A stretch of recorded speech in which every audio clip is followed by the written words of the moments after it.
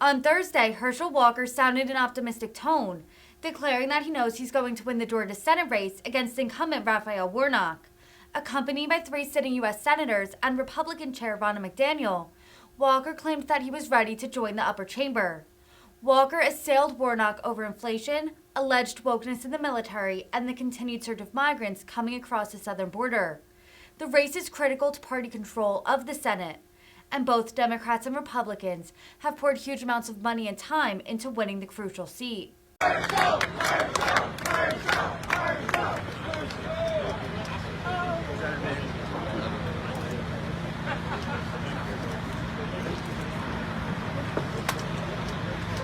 Hello there, how you guys doing? Hey, I want to acknowledge my Lord and Savior Jesus Christ, because he said if you don't acknowledge him, he's not going to acknowledge you. And when I come knocking, I want him to let me in. And I also want to acknowledge my wife, Julie, because she's in this race with me, and we're going to win this race. And I also got to acknowledge some superheroes behind me. These are the sheriffs that we got to get behind and support. And I want you guys to know I'm going to always support them. I'm going to always support them and stuff. And I want to thank them for all what they do, because what they're doing is toughest time in the United States of America to be a law enforcement today. And one of the reasons why is because the guy that's in office right now had decided to disrespect our law enforcement. But I want them to know I will always have their back, and I want them to have my back as well, because I put my trust in our law enforcement.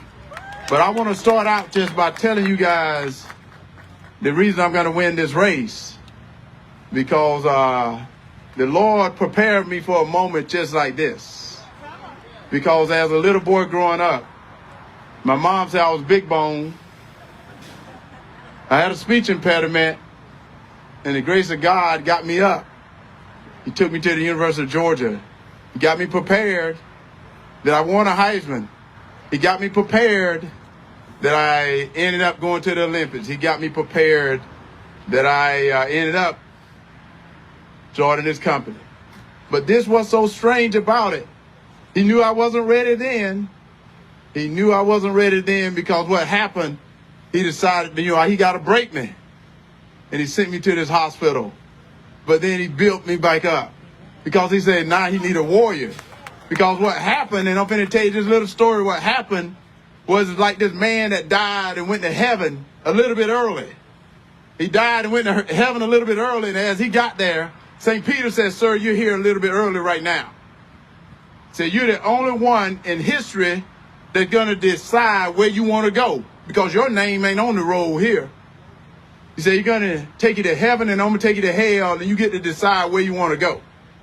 So he puts him in this elevator, and he takes him all the way down to hell, and the doors open up, and there was a party going on.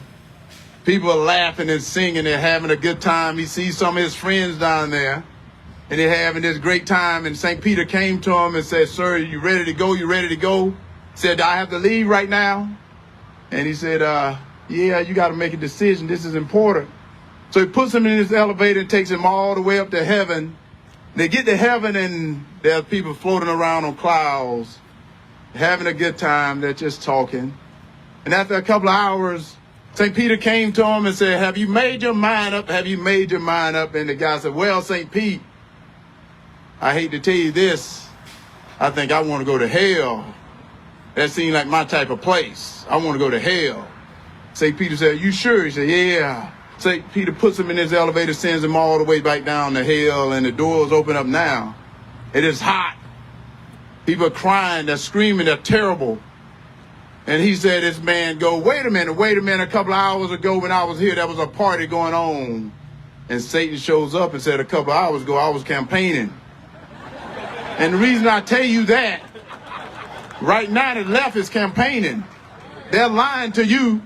So that's the reason the Lord had to break me and build me back. Because he said he needed a warrior right now. Because I'm going up against a wolf in sheep's clothing. And I think y'all seen that. And now he don't know what he's time for him to go. Because I'm here now.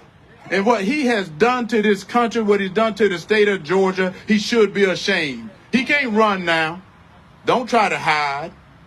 You're the one that voted that we have this inflation. He's trying to put it on everyone else. They say it's Putin's fault. No, it's not. You voted for it. You know, they gave up our energy. Giving up our energy makes us not secured anymore. Our military, think about it. They're bringing wokeness in our military. The greatest fighting force ever assembled is the United States military. And I say, I believe in peace through strength. But if we don't strengthen our military, we're going to have no peace. So we got to get behind our men and women in the service.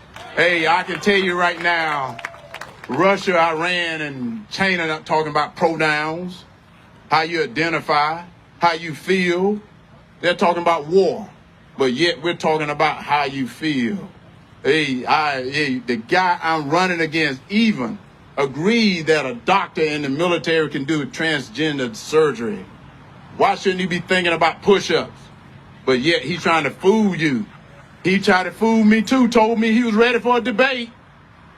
But I told him, I said, this country boy don't know what you know, sir. But when I show up, you better be ready. And he wasn't ready. Y'all saw he wasn't ready. Y'all saw who should be the senator, and that's Herschel Walker. And now he should know that. And then, you know, he do not realize right now, for him to call our law enforcement names, like bullies, for him to call our law enforcement names, you know, the morale is down, recruitment is down. Let me tell you, we're a country of laws. You know, they're talking about making criminals heroes now, releasing prisoners from prison. They're going to make us prisoners in our own home. And what do we have to protect us? We have people like this standing behind us. They're standing up. They're standing up for you. So we got to stand up for them. Whoever thought of defunding the police? A dumb idea. Oh, wait. I can't say dumb because that's not politically correct. That's a stupid idea. We should have known that. Hey, I'm not a politician. I told you I'm a warrior for God. And what's going on right now is a shame. Hey, he's trying to separate us. Separate us because of your color. Do you know in the church he preaches from a great leader, Martin Luther King. He said not the color of your skin, but the content of your character. And he forgotten about the character. All he talks about is the color. Because he want to separate you, he want to divide you. But in the Bible I read, it says a house divided cannot stand. So you can't divide us. We need to wake up, people. We need to wake up. Because I'm going to tell you something else. 23andMe has screwed us all up. We don't know what we are. But what I do know what we are, we're Americans. And we need to act like Americans. And the way we are Americans. And they talked about it earlier, this border, and I'm going to tell all you moms and dads, hey, it's Halloween. And there's a new war in town. China not your friend. China is not your friend. The Chinese people are good people, but the Chinese Communist parties are not good people. They're bringing fentanyl into this country. They're making it look like candy now. And we got to take our kids to Halloween. And they don't want to say anything about this border. Hey, you know 70% of the drugs crossing the southern border comes through Atlanta, Georgia. And you know the only defense we have right now is our law enforcement, which is the guy running against us calling them names. And it's time for us to vote him out of office. We need warriors in Washington that's going to fight for you. And he got mad. I don't know if you saw it. He got mad at the debate because I said he voted for Joe Biden 96% of the time. That's not my fault. That's his fault. He need to get it right. And now I hear he's bringing in help. He needs help right now, I heard. I said, you bring him. You bring them in because they don't vote. All they do is talk. Talk is cheap in my book. What you got to do, you got to vote the right way. Vote for the Georgia people. The Georgia people don't want higher taxes. People told me I'm a conservative because I want lower taxes. I hope all you want lower taxes. Hey, they say I'm a conservative because I want school choice. I thought all of you want school choice. I'm a conservative because I want to protect the police. Everybody should want to protect the police. Hey, I was like, what in the world are they calling us names? They've been calling me all these names like it's going to bother me. They called me a coon the other day. I'm like, whoa, God, you don't know I'm from the country. A coon is one of the smartest animals out there. If you're going to call me something that's going to hurt my feelings. What hurts my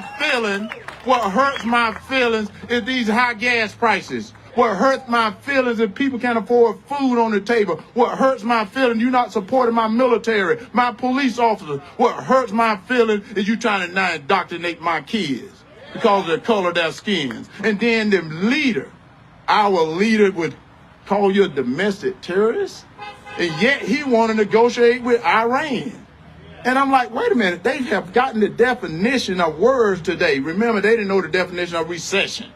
And they got it wrong. They didn't know the definition of a woman. They got it wrong. And now they don't know the definition of terrorist. They don't know a terrorist don't like you. They think a terrorist is your friend. A terrorist has said death to America. Death to Iran is real.